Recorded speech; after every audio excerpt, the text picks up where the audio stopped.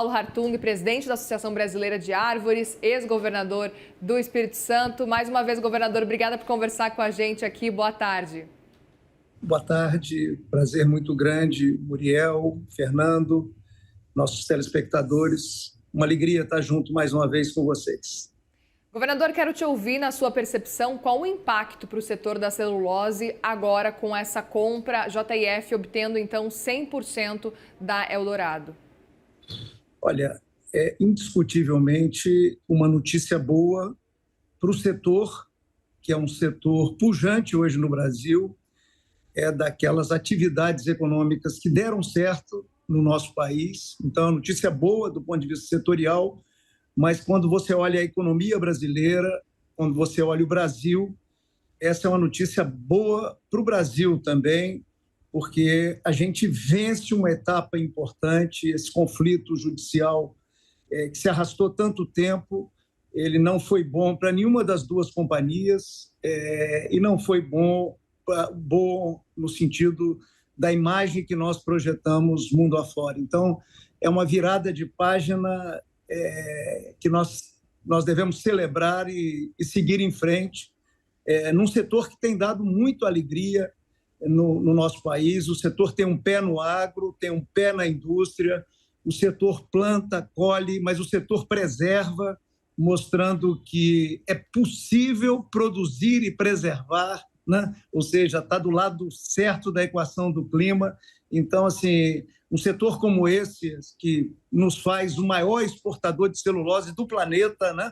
Por vários anos seguidos, que traz muita divisa para o nosso país, que tem uma carteira aí de investimento para os próximos 3 anos, que passa de 100 bilhões de reais.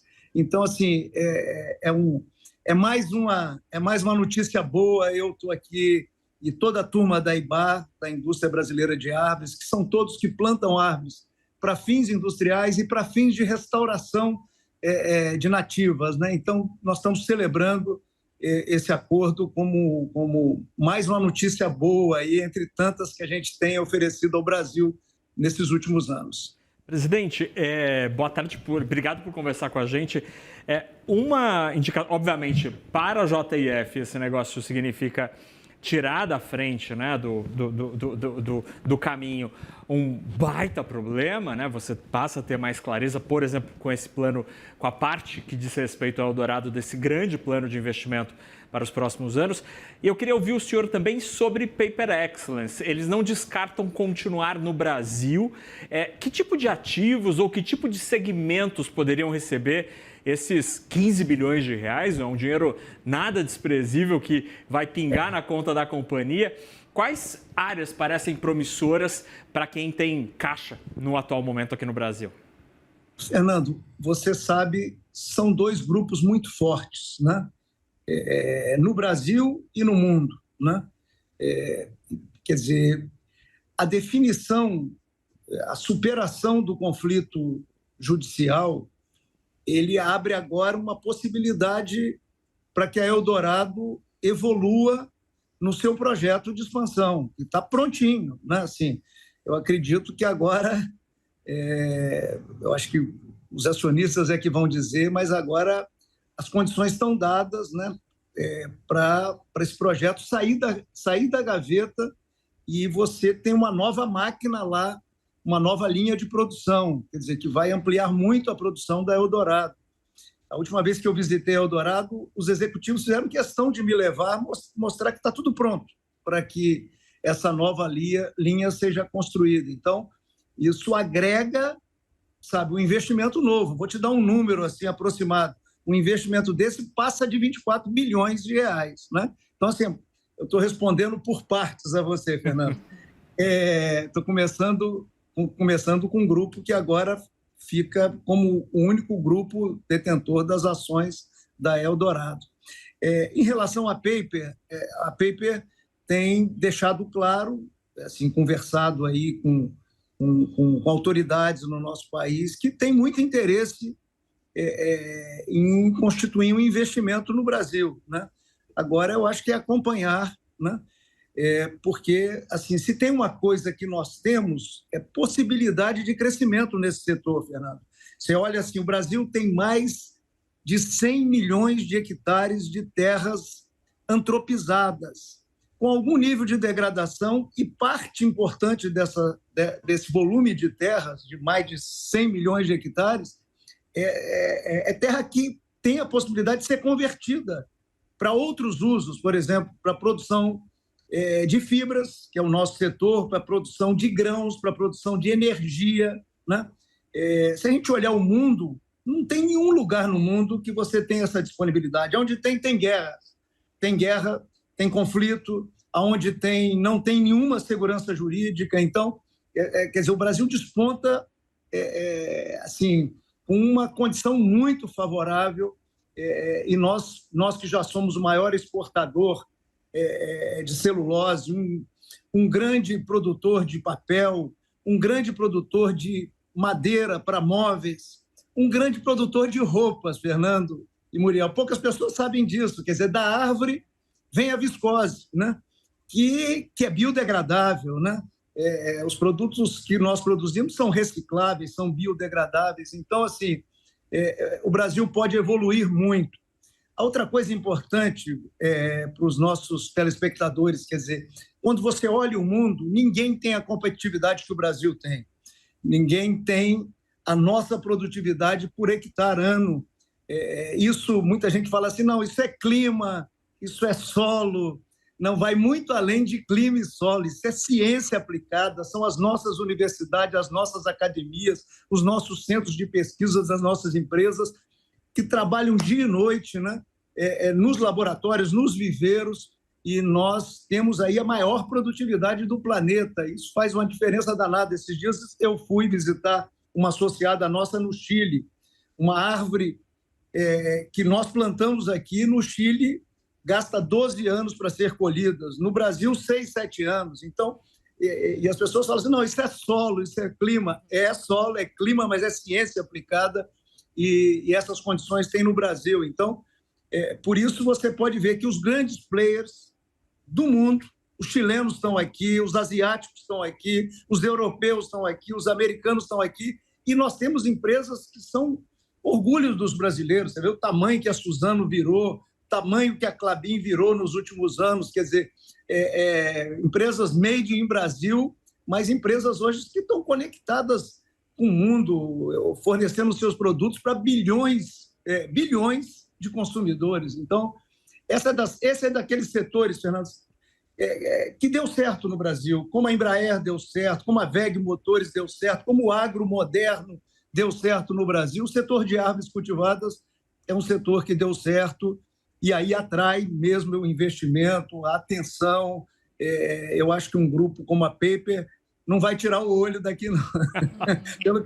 pelo que nós estamos vendo aí dos outros concorrentes aí, acho que eles estão com o olho firme no Brasil, e é um potencial que a gente tem. Por isso que eu sempre digo assim, se a gente ajudar um pouco, parar de pisar na bola, né, usando a linguagem do futebol, esse país decola, assim, porque temos condições que poucas regiões do mundo têm. Na energia limpa, nós temos como crescer e ser provedor não de energia limpa, né? Inclusive, o setor é um provedor de energia limpa, né?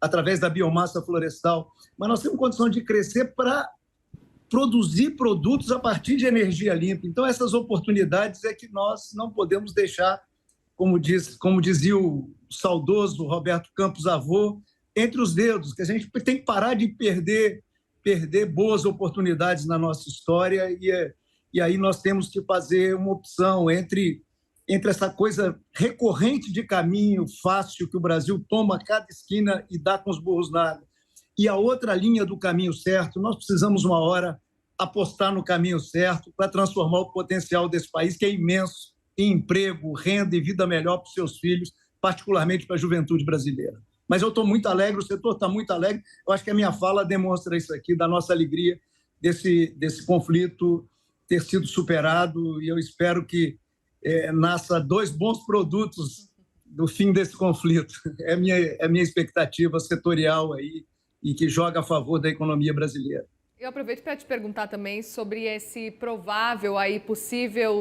possível nova competição daqui para frente. Queria até ouvir esse aumento da competitividade, se na sua percepção existe chance até de talvez uma redução do preço da celulose, talvez de fibra curta ou não. Olha, esse é um mercado que flutua muito, assim. Eu me lembro quando eu conheci seu Lawrence, né? Seu Lawrence foi o fundador da Aracruz, né? Eu acho que na época eu ainda era prefeito da capital, prefeito de Vitória, né? O seu Lawrence falou: olha, meu filho, quem olha para preço de celulose no curto prazo não fica nesse setor nosso, né? Esse é um setor de longo prazo, né? Porque o preço flutua muito no curto prazo, né? Nós estamos aí num ciclo de preço razoável. E o setor torce para que esse ciclo estique o máximo possível aí, a gente possa continuar trazendo muitas divisas para o país. Você vê, no ano passado, nós produzimos 24 milhões de toneladas de celulose. Vou falar só de celulose, não vou falar de papel, não vou falar de placas, né? Só de celulose. 24 milhões de toneladas, foi um recorde. Desses 24 milhões, 18,1 milhões nós despachamos para o mundo, né?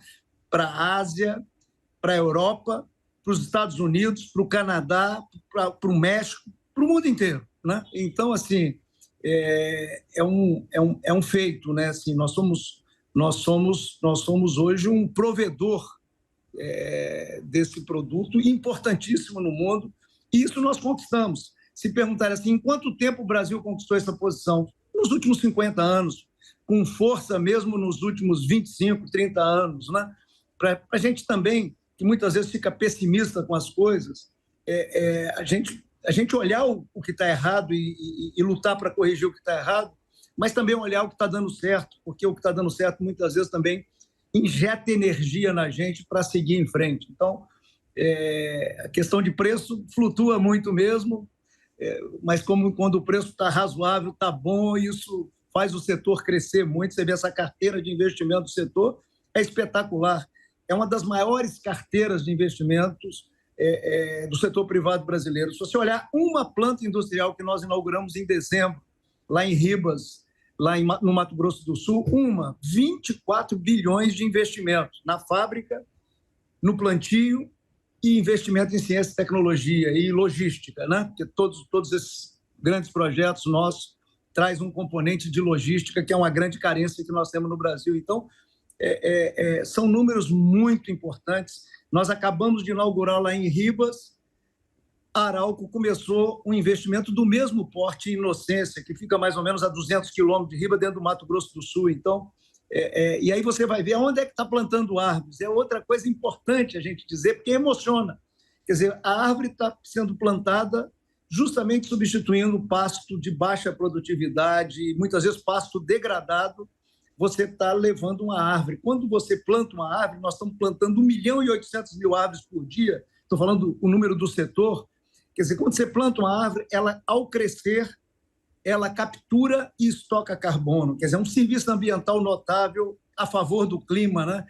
Do lado certo da equação do clima. Então, assim, é um setor muito bacana do nosso país, entre outros, né, que deram muito certo. A gente precisava fazer um estudo, Fernando, para olhar assim, por que essas coisas deram certo no Brasil?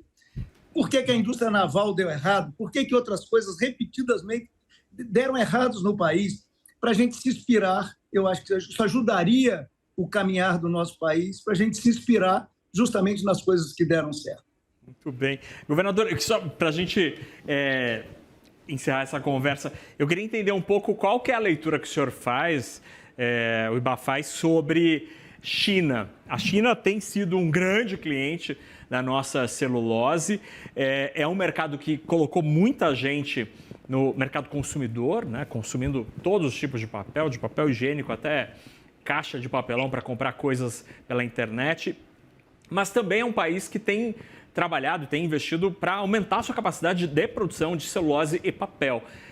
Qual que é o papel da China nessa história? Será um grande consumidor ou a China também deve ser encarada como sendo uma fonte de celulose e papel? Não, eu acho que é um grande cliente setorial e vai continuar sendo.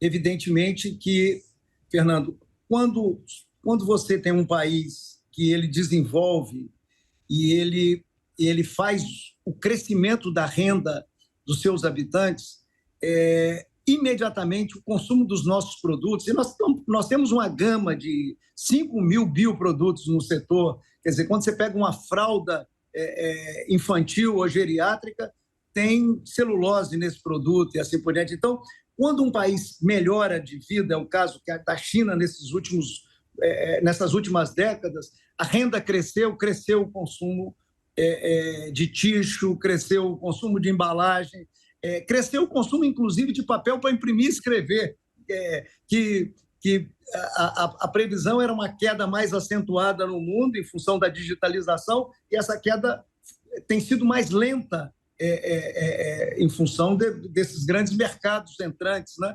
Agora nós estamos torcendo pela entrada da Índia, né, que pode ser um grande consumidor, um grande cliente também, já que a Índia tem feito um crescimento anualizado aí de muita força, né? Isso vai em algum momento chegar na África, que vai superar também a sua situação de ambiente de negócio, de insegurança jurídica. Quer dizer, então tem muito a crescer, né? E quando você começa a entrar no mercado de roupa, né? Mercado têxtil, né? Eu falei da viscose, você imagina, a viscose ela já entra em 5% do mercado têxtil, vindo da madeira, né? Você pega uma planta industrial como a que nós inauguramos no Triângulo Mineiro, a LD Celulose, que é a Dexco e a Lenzing, é uma parceria brasileira e estrangeira. 100% do que ela produz é para fazer roupa, né? Mandando para o mundo, para as diversas fábricas de roupa, é a chamada celulose solúvel, é um outro tipo de celulose. Então, tem muito espaço para crescer. Você tem a nanocelulose aí estudando tela de computador, tela de celular, peças para aeronaves. Você tem um mundo de oportunidades. Eu acho que isso aí, e o Brasil é forte, é competitivo, né? O Brasil pode avançar muito posições em relação a esse tema. Muito bem, Paulo Hartung, muitíssimo obrigada mais uma vez pela presença aqui no CNN Money com a gente. Volte sempre, viu?